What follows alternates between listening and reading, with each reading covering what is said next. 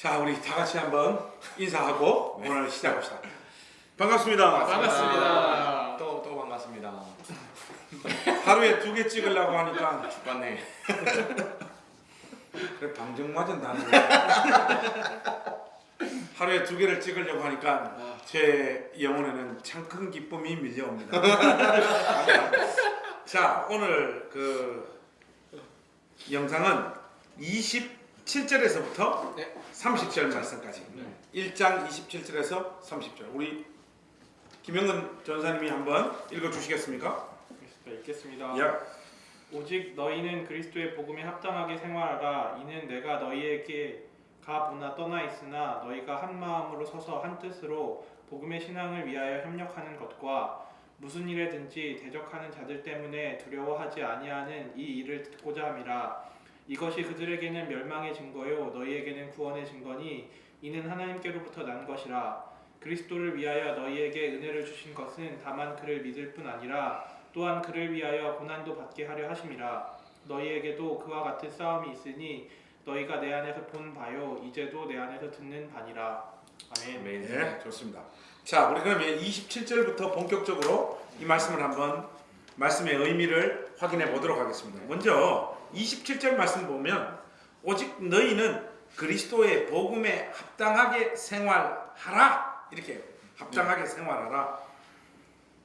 뭐 여기까지는 큰 설명이 필요 없잖아요. 왜냐하면 그리스도의 복음에 합당하게 생활하라. 네. 충분히 우리가 그 의미도 이렇게 다가오고 문제 없을 것 같은데 아까 이 말씀을 준비하면서 우 목사님이 목사님 그렇게 간단한 말씀이 아닙니다. 이게 이렇게 이야기를 하더라고. 아니 그리스도의 복음에 합당하게 생활하라고. 네. 근데 뭐 여기에 뭘 더 보탤 게 있고 뭔 의미를 더 할 게 있어? 주로 제가 따지는 사람이 어떤 포지션인가요? 오케이 좋습니다. 좀 따져보면 예. 사실 저는 뭐 언어를 별로 좋아하진 않습니다. 사실 못하잖아. 그렇죠. 못하기 때문에. 그런데 여기 보면 생활하라라는 이 단어가 조금 이상하더라고요. 바울이 평상시에 생활하라. 이거를 복음에 합당하게 행동해라, 실천해라 만약에 이런 뜻으로 사용할 거면 페리파테오라는 아주 좋은 단어가 있어요. 페리파테오. 그 이제 페리파테오. 바울이 주로 어떤 행함에 대한 내용을 복음을 실천하고 행동으로 옮길 때의 내용을 말할 때 행하다를 페리파테오. 생활하라. 예. 그럼 여기도 생활하라 페리파테오겠네. 예. 그런데 이 단어가 그게 아니다라는 거. 어허. 여기 좀 신선하다. 예, 이 단어가 오늘 27절에서 30절 전체를 묶는 단어라고 보면 되겠습니다. 어허. 그래서 이 생활하라라는 단어를 폴리테오 에스타이라는 단어를 쓰고 있습니다. 한 번 더. 폴리테오 에스타이. 안 보고 시작. 폴리테오 에스타이. 좋습니다. 여기서 제일 중요한 거 여러분들이 쫙 들리는 것은 앞에 어근 폴리입니다. 폴리. 폴리. 당시 고대 국가들이 도시 국가였잖아요. 폴리스. 폴리스. 예. 어허. 그렇기 때문에 시민의 의무를 다하는 것 이런 어떤 의미, 도시 공동체의 삶을 잘 살아내는 시민 의식 이런 것을 말할 때 폴리테오 에스타이라는 단어를 당시에 많이 썼어요. 예. 헬라 문화권에서. 근데 바울이 지금 그걸 채용하고 있습니다. 왜 그렇게 할까? 당시에 빌립보는 로마 제대 군인들이 이제 정착해 있는 군사 도시였어요. 그러니까 군사 도시라기보다는 퇴역 군인들의 도시. 그래서 로마의 식민 도시 시민이라는 높은 자부심이 이들에게 있었습니다. 그렇기 때문에 국경의 주변 빌립보 주변 국경에 야만 민족들이 이렇게 접경해 있으니까 우리는 문명국의 로마 시민이다. 문명국 이런 어떤 의식들이 빌립보 그 지역에 사는 도시 국가에 있었습니다. 그 자부심. 그걸 그대로 채용해서 바울은 이걸 가지고 교회가 세상 속에 있지만 세상에 속하지 않는 좀 더 높은 복음의 의식을 가진 하나님 나라 공동체가 되어야 한다라는 어떤 의미를 담아서 폴리테오 에스타이라는 단어를 써서 복음 안에서 천국 시민으로 쉽게 말해서 로마 시민은 로마 시민답게 살아야 되듯이 그렇죠. 너희들은 하늘나라의 시민이니 시민답게 그 살아야 삶에 돼. 그것에 합당하게. 걸맞는 삶을 살아라. 예. 아하. 그리고 그 내용이 이 뒤에 다 연결되어 있는 것입니다. 네. 그리고 이게 영어 성경 그 NLT를 보니까 여기는 You must live as a citizen of heaven. 예, 그러니까 시티즌 오브 헤븐. 하늘의 시민으로서 너는 살아야 된다. 예. 이렇게 딱 나와 있어요. 네. 그러니까 우 목사님 그 설명을 들으니까 네. 이 생활하라라고 하는 이 단어 안에 담긴 의미가 네. 단순히 그냥 이렇게 네. 스쳐 지나가는 듯한 그런 단어가 아니고 이 무게가 있네. 네. 이 맞습니다. 단어 속에. 네. 좋습니다. 혹시 뭐 이것과 관련해서 더 설명이 필요합니까? 그러면 나는 하나가 더 묻고 싶은 게 있어요. 그리스도의 복음에 합당하게 생활하라. 네. 좋아. 천국 시민, 하늘나라의 시민답게 생활하라라는데 네. 그 삶이 구체적으로 뭐야? 그게 이제 28절부터 27절 하반부부터 30절까지 나오는 내용. 그거는 이제 차차 살펴보고 네. 일반적으로 이 문맥에서 보면 이게 뭐냐? 생활하라라고 하는 게. 저는 이제 개인적인 생각인데요. 적용인데 복음에 합당하게 사는 삶은 지극히 공동체적인 삶이다. 근데 천국 시민의 삶은 타인 지향적이고 좀 더 실천적인 삶이다라고 생각합니다. 무슨 얘기냐면 신앙이 그냥 개인의 어떤 종교심에 국한되는 문제가 아니라 어떤 하나의 독특한 이 세상과는 대조되는 그러니까 신자로서 살아내는 어떤 삶의 형태가 있다고 봅니다. 그것들을 좀 교회 공동체가 같이 추구하고 그래서 구별되게 되는 일들이 나타나야 된다 하는 측면에서 이게 복음에 합당하게 생활하라는 말을 하지 않았을까요? 저는 개인적으로 이 그리스도의 복음에 합당하게 생활하는 삶이라고 하는 건 내적으로는 자기 내면적으로는 그리스도께 충성하는 삶이지. 그리고 공동체, 교회 같은 권속들끼리는 강한 연대감으로 뭉치고 그리고 이게 외적으로는 세상으로는 구별되어지는 어떤 삶 따라오려고 해도 세상이 흉내낼 수 없는 도덕적, 윤리적 삶의 어떤 높음 이런 것들이지 않는가 이런 것들이 총체적으로 담겨져 있는 의미가 그리스도의 복음에 합당한 삶이 아니냐 저는 개인적으로 좀 그렇게 생각해요. 아직 바울이 1장에 밝혔던 이런 부분들을 좀 돌아보게 되더라고요. 예를 들면 바울이 복음을 가르쳤음에도 변증하고 변론함에 확정함에 뭐 변함이 없었고 그리고 기도할 때도 빌립보 교인들에게 여러분들의 사랑이 점점 더 풍성해지기를 제가 기도합니다 라는 그런 기도의 내용도 그렇고 이러한 것들이 아마 우리가 천국 시민다운 삶을 살기 위해서 우리가 가져야 되고 앞으로 그리고 열심히 노력해야 되고 기도하고 살아야 할 삶이 아닌가 또 이렇게 보게 되더라고요. 금방 그거 이야기했잖아. 금방 그 이야기 천국 시민으로 우리가 살아야 된다고 사랑을 풍성하게 전사님 말할 때 그것의 구체적인 게 뭐라고? 한 번 더 구체적인 복음에 합당한 천국 시민으로 사랑을 바울이 앞에 말했던 거를 다시 한번 말하면 사랑을 더욱더 풍성하게 우리들의 가운데 사랑을 더 풍성하게 하고 복음을 가지고 부끄러워하지 않고 창피하지 않고 변증하고 확증하고 이런 미리 이미 말했던 이 말이 그러니까 이제 생각나더라고요. 우리 박배현 전사님은 이 빌립보서 1장 그 문맥 상황에서 이걸 좀 설명을 해주셨고 우 목사님은 그 원어적인 의미에 기반한 설명들을 좀 해주셨고 저는 탁월한 설명을 해드렸습니다. 내적으로는 그리스도께 충성, 공동체끼리는 강한 연대감, 외적으로는 윤리적 탁월함.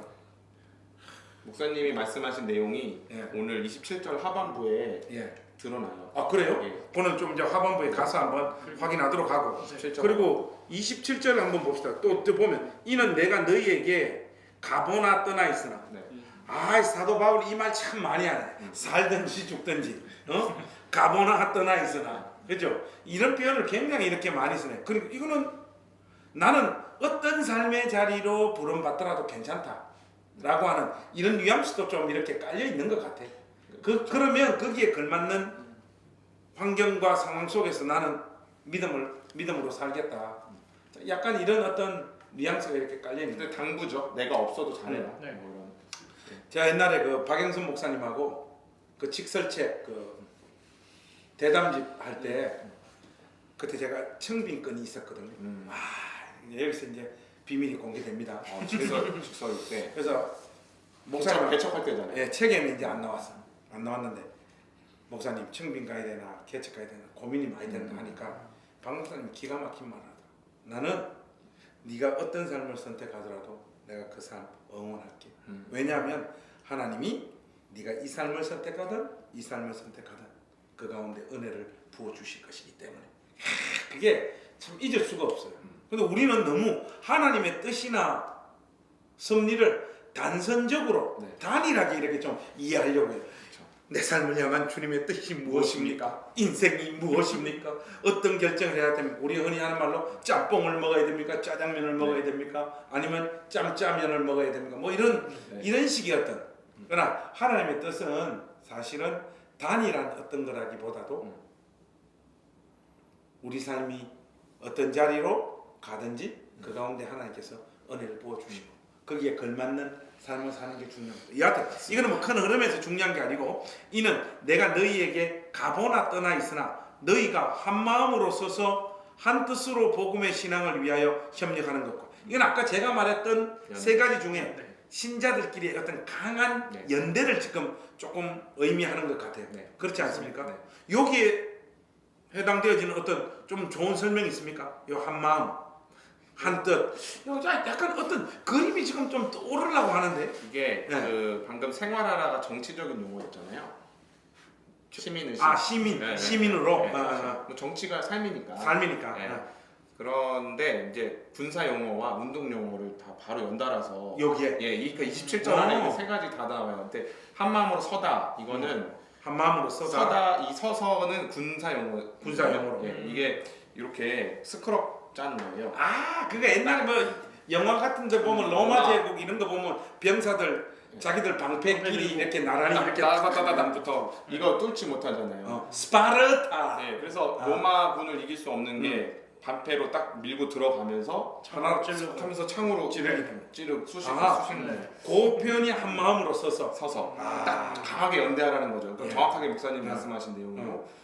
그다음에 복음의 신앙을 위해 협력하다 이것도 협력하다라는 단어는 이제 그 스포츠 용어입니다. 이제 운동할 때 팀워크. 농구하고 축구하고 이런 거 할 때 팀워크를 잘 맞춰야 되잖아요. 마음을 잘 맞춰서. 사실 저는 축구 같은 거 할 땐 팀워크 필요 없어요. 왜냐하면 저는 뭐 몰았다 하면 뭐 5명 6명 그냥 다 제치니까. 그래서요. 사실 이게 강도하는 잘릴 사람 정해져 가는 것 같습니다. 좋습니다. 그래서 축구를 잘하시더라고요. 잘하지. 이럴 거야. 체력이 좀 약해서 그렇지. 골대 앞에 서 있어 계셔야 돼. 그래서 운동 용어로 보자면 팀워크를 이루어서 경기가 승리하게끔 서로 협력해라 이제 이런 뜻으로 여기서 복음의 신앙을 위해 협력해라 이렇게 얘기를 하고 있는데 아마도 빌립보 교회 안에 있는 여러 가지 뭐 요디아 순두개의 싸움이라든지 여러 가지 분쟁들이 너희들이 복음에 합당하게 생활하는 그 차원으로 봤을 때 그건 그렇게 하면 안 된다, 합당하지 않다 이런 느낌으로 이제 운동 용어 쓰고 있는 게 아닌가. 더욱더 연합해라. 연합이 약해지고 있으니. 좋습니다. 아무래도 고대 이제 그리스, 로마, 헬라 그 문화를 많이 영향을 받고 그렇죠. 그리고 빌립보란 특수한 작은 로마라고 별명까지 붙은 도시 아닙니까? 그래서 그런지 그 용어들 사용하는 그 단어 자체가 그런 것들이 되게 와닿았을 것 같아요. 그때 사는 사람들은. 예, 좋습니다. 그럼 28절로 한번 넘어가 볼까요? 27절은 그 한마디로 핵심적인 단어가 생활하다. 생활하다. 아까 그 헬라어 뭐라고 했죠? 폴리테우 에스타이. 그 단어에 거의 핵심적인 의미가 다 담겨져 있다. 이렇게 보시면 좋겠고 28절 무슨 일에든지 대적하는 자들 때문에 두려워하지 아니하는 이 일을 듣고자 함이라. 이건 중요한 거. 이 도대체 대적하는 자들이 누구야? 지금 이 대적하는 자들. 박배현 전사님. 여기서 대적하는 자들이 누구예요? 아마도 빌립보 이제 3장에도 나오고 거짓 교사들이나 그렇게 교회를 위협하는 여러 가지 요인들을 말하는 것 같습니다. 그러니까 교회를 위협하는 자들이 빌립보서 3장 문맥에서 보면 누구예요? 거짓 교사 개라든가 3장 같은 개, 불독, 개들 삼가라. 그렇게 말하듯이 거기서 말하는 개들은 유대주의자들이잖아요. 예, 맞아요. 그리스도의 복음과 원수되는 십자가와 원수되는 되게 이 거짓 교사들이라면 유대주의자들은 이 바울의 전도 여행을 이렇게 다녀서 교회를 개척하지 않습니까? 이 빌립보 교회도 마찬가지인데 항상 이렇게 바울이 개척을 해놓고 항상 자리를 옮기지 않습니까? 그러면 이 유대주의자들은 신기하게도 항상 그쪽 이 바울의 자취를 되게 많이 따라온 것 같아요. 어느덧 바울이 가 있는 곳에 그 교회에 가서 야 진짜 이 복음을 더 바울 선생이 해놨으니까 예수님에 대해서 더 알려줄게. 그리고 모세와 하나님에 대해서 더 알려줄게. 이러면서 무언가를 계속해서 요구하고 할례라든가 이런 것들도 요구하고 구약율법을 계속해서 지키기를 원했던 어떤 그러한 가르침들이 굉장히 많았죠. 그래서 전반적으로 바울이 개척했던 교회의 그런 문제들이 대부분이 많이 이렇게 있었다고 합니다. 그러니까 이단들이나 이런 애들이 가진 특징이 네가 말하는 거 맞아. 그런데 그렇죠. 하고 블라블라 이렇게 보태기가 들어가는 형식이죠. 근데 이제 그 27절과 28절을 이렇게 쭉 이어서 보자면 사실은 결과적으로 한 마음으로 쓰고 또 한 뜻으로 복음을 위하여 협력하는 것 이게 어디로 이어지느냐? 두려워하지 않는 열매로 이어지는 거예요. 그렇죠. 맞습니다. 저는 좀 겁이 많아가지고 두려움. 옛날에 우리 고향 교회 산에다가 이렇게 예배당을 지었거든요. 그럼 밤에 되면 막 아무도 없어 깜깜해. 우리 사람하고 나밖에 없어요. 그러면 이제 어떻게 하다 보면 본당에 두고 놔두고 와서 가지고 가야 되는데 밤 되면 막 아무도 없으니까 오히려 우리 사람은 잘 가는데 혼자서 나는 겁나서 못 가겠는 거야. 여보 같이 가자. 우리 사람 왜 그걸 못 가냐고. 그래서 우리 사람하고 같이 가면 겁이 안 나잖아. 사실은 두려움이라는 것은 혼자 있을 때 생성되어져요. 막 분리되어지고 떨어져 있을 때 두렵잖아. 그렇죠. 나는 언제 제일 두려웠냐? 목양실 있을 때가 제일 두려워. 세 명은 저쪽 방에 있어요. 저는 이쪽 방에 있어요. 저 세 놈들이 지금 혹시 나를 뒷담화하는 거 아닐까? 이런 두려움. 그리고 혼자 있으면 두려움이 찾아오기 마련이에요. 그리고 같이 하면 두려움이 사라지는 거예요. 그렇죠. 그런 차원에서 한 마음으로 쓰고 한 마음으로 협력할 때 대적하는 자들이 있더라도 두렵지 않잖아요. 그걸 물리칠 수 있잖아요. 맞습니다. 그래서 이 열매, 이 일을 듣고자 함이라 그렇게 이야기합니다. 이어지는 설명에서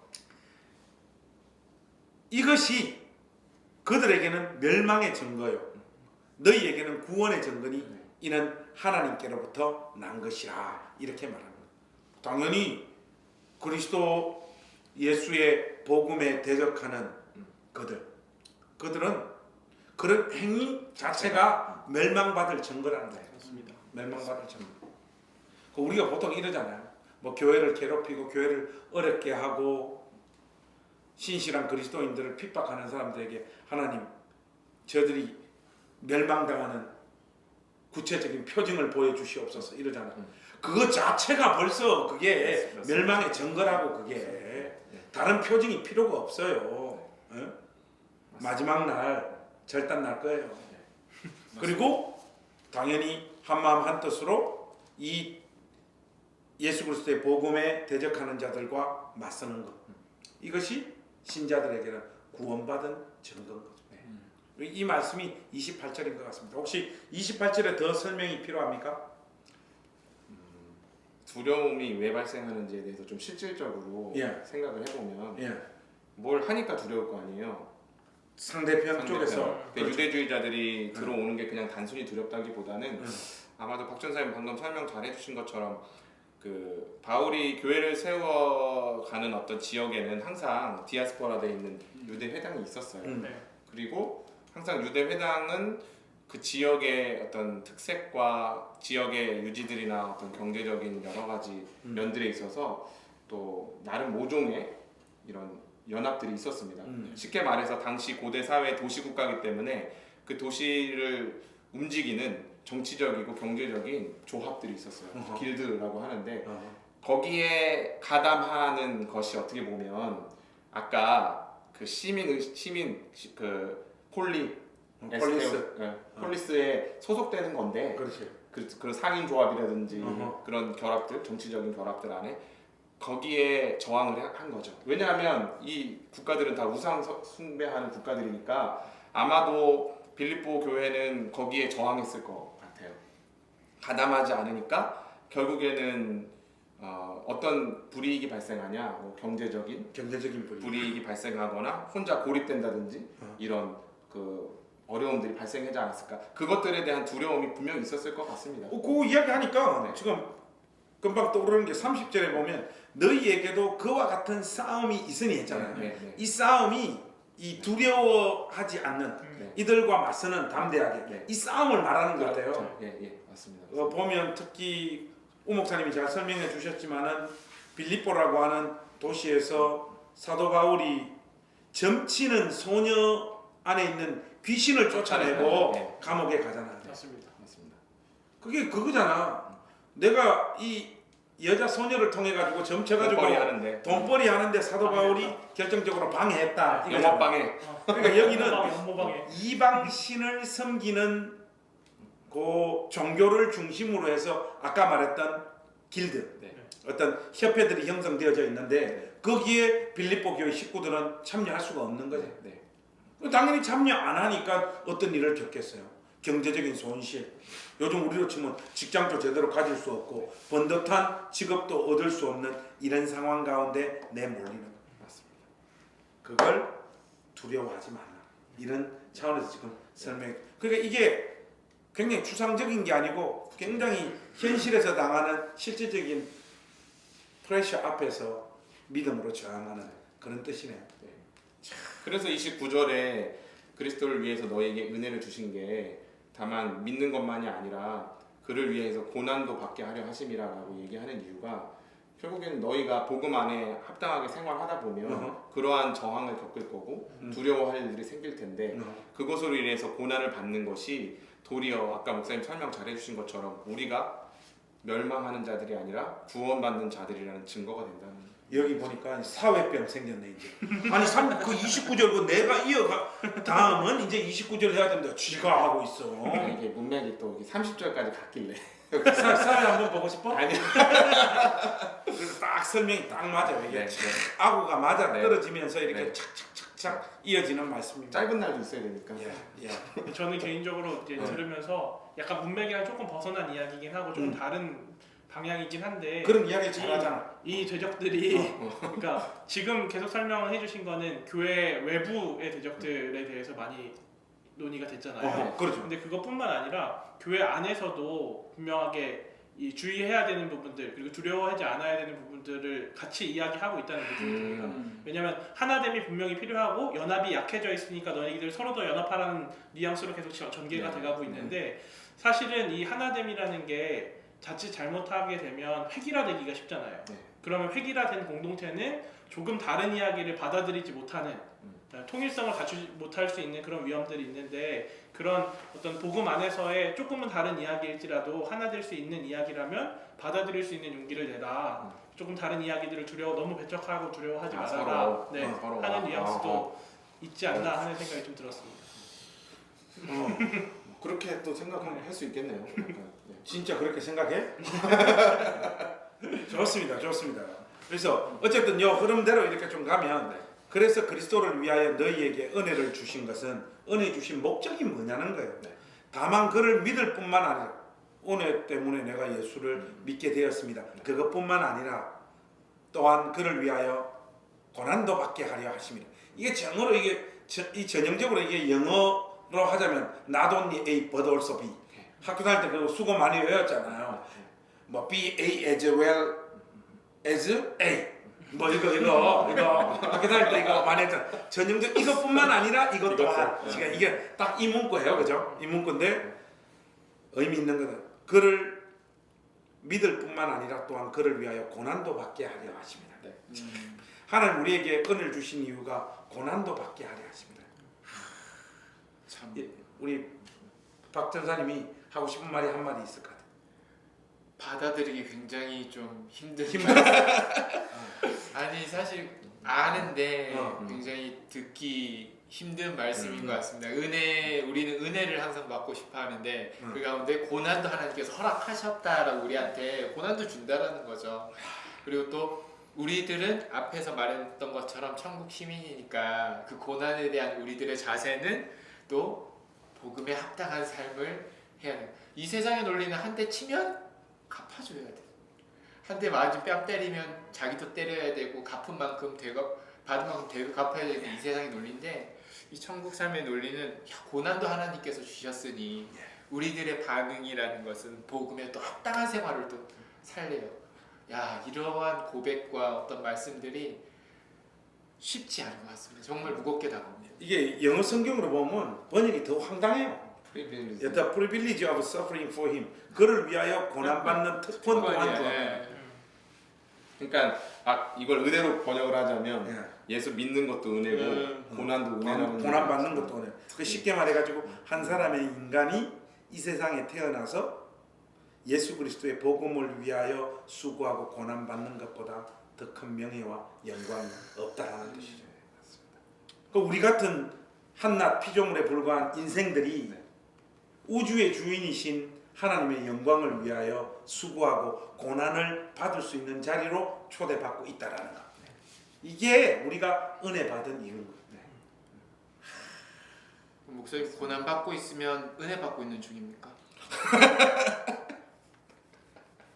그 질문을 왜 하는 거예요? 아니 그냥 고난 받고 있나 봐. 고난 받는다고 생각이 되면 은혜 받고 있구나 이렇게 생각하면 될까요 우리가? 근데 그거는 이제 성경적으로 보면 여러 관점이 있지. 왜냐하면 베드로 사도가 그렇게 말했나? 고난을 받아. 뭐 스스로 자초하는 스스로 고난이 있잖아요. 자초한 고난이 있어. 내가 볼 때 사람 사는 주로 스스로 왜? 스스로 자초한. 주로 스스로 자초하더라고 고난을. 스스로 자초를 해. 그리고 우리가 자매님도 사실 많이 소개해 줬잖아. 근데 자초해서 장가를 안 가. 근데 그런 고난 말고 우리의 복음을 위하여 이 고난은 지금 다른 차원의 그 고난을 말하는 거죠. 마치 아니 목사님 제가 말했던 고난이 그 다른 차원의 고난이에요. 많이 겪어. 은혜야.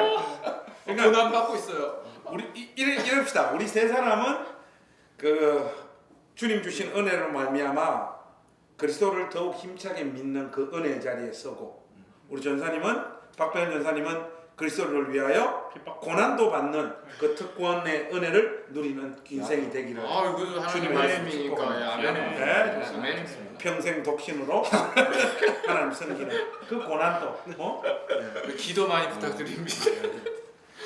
그래서 이제 30절 봅시다. 30절 보시면 너희에게도 그와 같은 싸움이 있으니, 이 지금 너희에게도 그와 같은 싸움이 있다는 것은 사도 바울 쪽에서 이미 이 싸움을 하고 있다 이 말 아니겠습니까? 그렇죠. 그죠? 그래서 여기서 말하는 그 싸움이라고 하는 것은 예수 믿음으로 말미암아 겪는 고난. 아까 구체적인 내용으로 하자면 경제적인 손실. 차마 예수 믿는 사람이 가담할 수 없는 어떤 상인조합, 이방신을 믿는 사람들로 연합되어져 있는. 거기 와서 절 한 번만 하면 그냥 넣어줄게. 일사천리로. 네. 누릴 수 있는 권리들이 막 늘어나네요. 옛날에 코미디언 전유성이 책 제목을 기가 막히게 지었잖아요. 조금만 비겁하면 행복할 수 있다. 이 기가 막힌 거. 한 끗만 마음 팔아먹으면 그냥 행복해질 수 있는데 그 길을 가지 않겠다라고 하는 그 싸움. 그 싸움이 너희들에게 지금 있다는 거야. 지금. 참.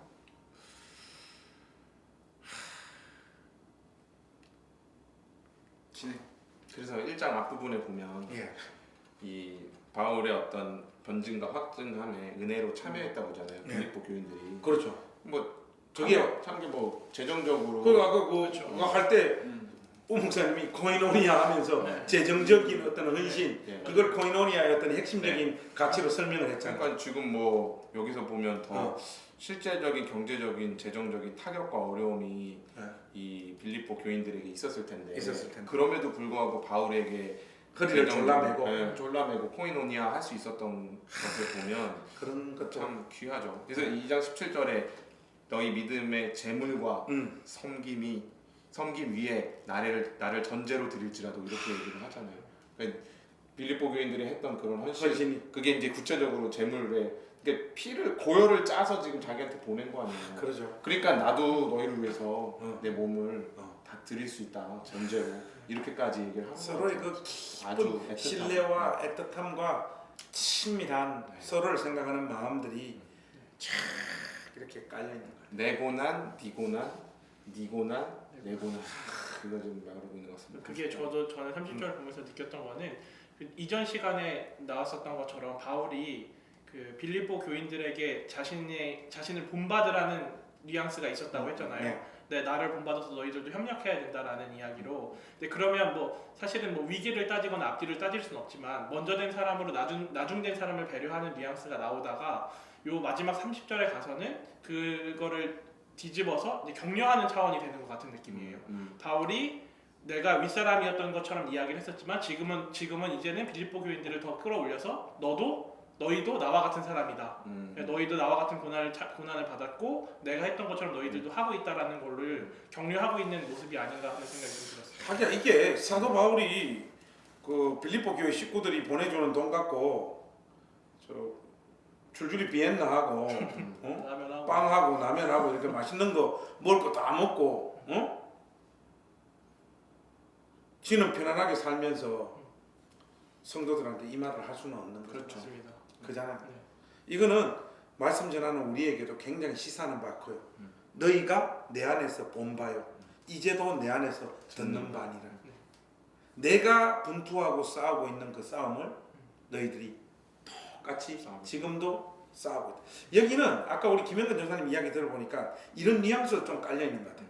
솔직히 뭐 누구 고난이 더 심하고 덜하고 이렇게 따질 수는 없지만 사실 빌립보 교회 식구들이 지금 깜빵에도 안 있는데 바깥에서 뭐 경제적인 좀 어려움 겪는다 하더라도 그 사람들이 겪는 고난하고 사도 바울이 지금 감옥에서 죽느냐 사느냐 이 상황에서 겪는 고난의 어떤 질과 수준이 같을 수는 없죠. 근데 지금 사도 바울은 빌립보 교회 가족들의 그 어려움을 자기가 겪고 있는 그 어려움과 동일선상에서 맞습니다. 놓고 표현하고 있다라는 거예요. 네, 맞습니다. 그러니까 이 뭐라고 왜 그런 게 많잖아요.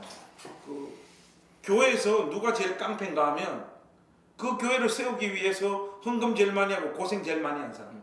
이상하게 제일 열심히 있고 제일 많이 기도하고 제일 많이 수고한 사람이 인격이 제일 개판이야. 그런 경우들이 얼마나 많아요. 사람이 내가 이만큼 했다라고 하는 그 마음이 자리 잡기 시작하면 다른 사람들의 수고는 별로 눈에 안 들어와요. 근데 지금 사도의 이 마음은 그렇죠. 자기가 겪고 있는 그와 동일선상에서 너희들도 그 싸움을 하고 있지 않느냐. 이 배려, 맞습니다. 격려, 배려. 격려와 배려.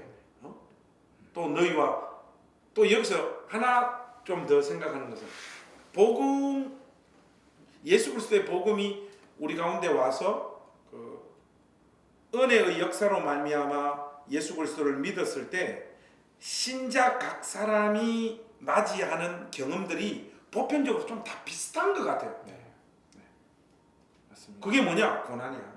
지금 이 문맥에서 그렇지 않습니까? 네, 맞습니다. 근데 그 이야기를 좀 해보고 싶어요. 그 이야기를. 우리가 이 세상에서 주님을 따라가면서 이 기독교 신앙 가운데 있으면서 특별히 주님을 위하여 산다고 오늘 이 하루 구체적으로 겪는 삶의 시련과 아픔과 고난은 무엇인가?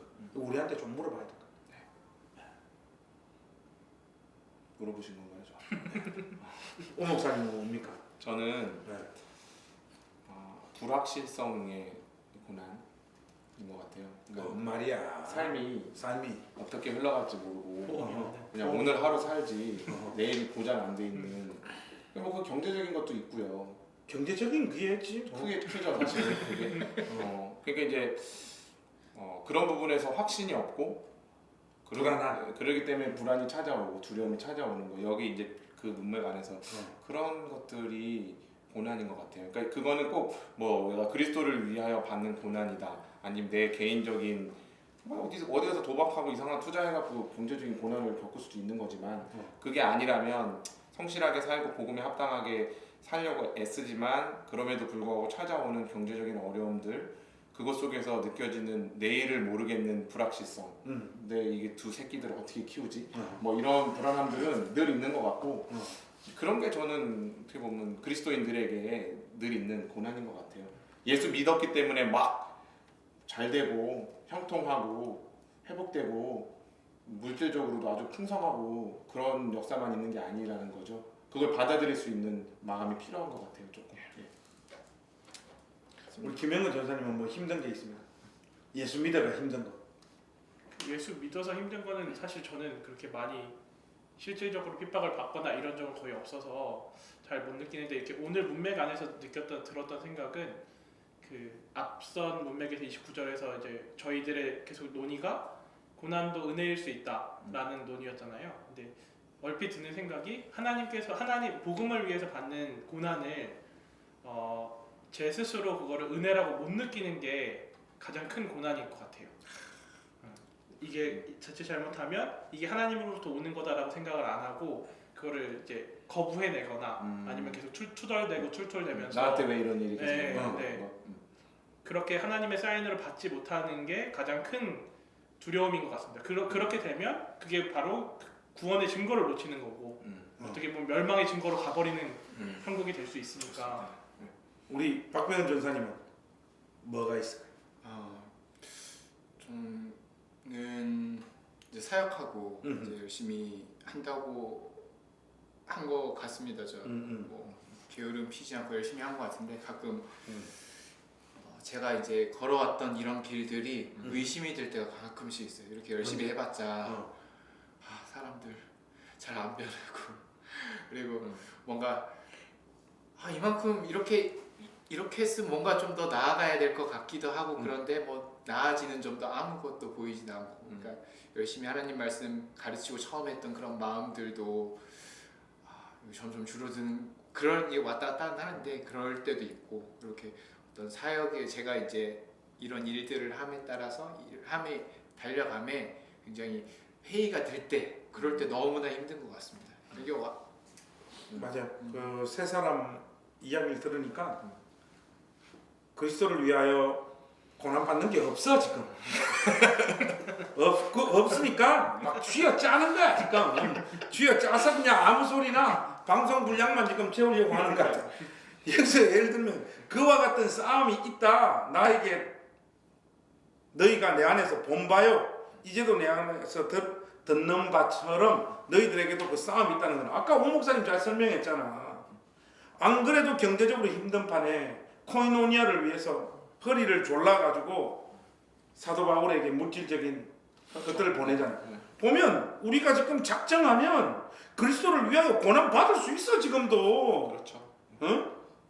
그러니까 고난 받기 싫고 고난 받는 게 없다 보니까 그러니까 나의 고난은 자꾸 이런 식으로 가는 거야. 그렇죠. 우리가 복음 앞에서 너무 우리들의 어떤 이야기들이 변명 위주고 좀 추상적이에요.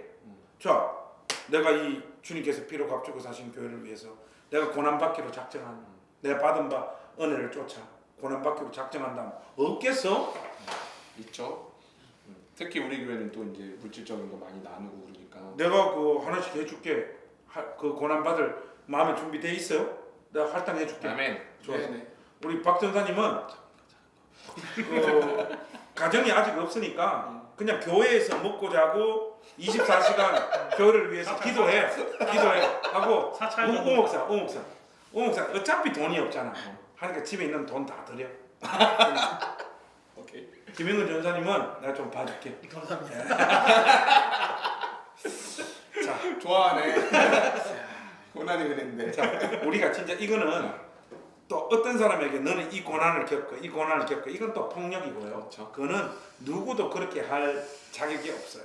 없으니까 우리 각자가 진짜 은혜를 쫓아 적극적인 차원에서 나는 주를 위하여 어떤 고난을 감수할까 이런 부분들은 우리가 깊이 좀 묵상하고 결단하고 실질적으로 그 삶의 열매를 우리 어깨 위에 짊어지는 것이 참 중요하다. 이런 생각들이 좀 듭니다. 자, 이로써 우리가 1장을 끝냈어요. 와, 끝났네요. 저는 이걸 하니까 성도님들에게도 유익하지만 우리가 공부가 많이 되는 것 같아요. 빡세요. 맞습니다. 이거 제법 쫙 우리가 사실 이거 하려 그러면 그죠? 집에 가서 각자 공부해 가지고 카톡으로 다 나누고 거기서 이게 맞니 저게 맞니 싸우기도 하다가 여기 와서 또 정리를 한 다음에 이렇게 찍다 보니까 굉장히 많은 게 남는 것 같아요. 그리고 이게 빌립보서가 좀 입체적으로 특히 그림 언어로 이렇게 이렇게 좀 저 앞으로 이렇게 좀 다가오는 듯한 이런 느낌이 있습니다. 그래서 1장을 끝냈고 이제 2장으로 다음 회부터는 넘어가도록 하겠습니다. 또 2장에서는 그리스도의 어떤 겸손에 관해서 출발하면서 또 여러 가지 좋은 메시지들이 담겨져 있는 것 같습니다. 우리 성도님들 이 빌립보서 묵상을 통하여 많은 은혜와 도전들이 있어 여러분 영혼에 유익함이 있기를 바랍니다. 마지막으로 하실 말씀 있으세요? 이게 고난인 것 같아요. 좋다 이거. 방금 설명하신 거 있잖아요. 맞네. 예. 이게 너무 힘들고 대형 환란의 기간이 지금 코로나 때문에 갑자기 잘못된 어떤 선택을 하는 바람에 매일 하자 할 수 있겠지 했는데 예. 저 같은 경우는 진짜 죽을 것 같아요. 힘들어요. 이게. 힘들어. 지금 밤에는 애 때문에 인제 신생아라 잠을 거의 못 자는데 이것까지 하려니까 진짜 고난인데 말씀하신 것처럼 그게 우리한테 너무 유익이 되니까 은혜의 고난인 것 같습니다. 우리 그리스도를 위하여 또 주님의 몸된 교회를 위하여 고난받는 특권을 누립시다. 아멘입니까? 아멘. 자, 우리 마지막으로 인사하고 네. 오늘 방송 분량 마치도록 하겠습니다. 여러분 안녕히 계세요. 안녕히 계세요. 반갑습니다. 안녕. 반갑습니다. 다시 시작인가요?